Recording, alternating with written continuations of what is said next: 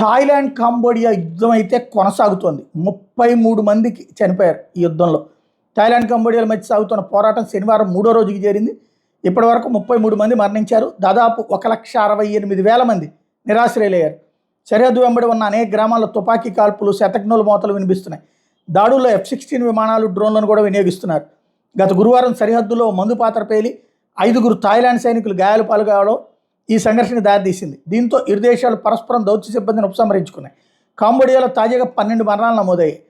ఆ దేశంలో ఇప్పటిదాకా మరణించిన వాళ్ళ సంఖ్య 13కి చేరింది.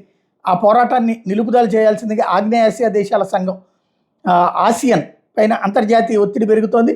తమ దేశ సరిహద్దు గ్రామాల్లో నివసిస్తున్న 37,635 మందిని సురక్షిత ప్రాంతాలకు తరలించామని మరోవైపు కాంబోడియా ప్రకటించింది. ఓవరాల్గా యుద్ధాన్ని ఆపే ప్రయత్నం ఇద్దరూ చేయట్లేదు. ఇద్దరు సైనికాధికారులు అంటే వాళ్ళ పాలకులు వద్దనుకుంటున్నా సరే వీళ్ళు మాత్రం చెయ్యాలన్నటువంటి రూట్లోనే ఉన్నారు.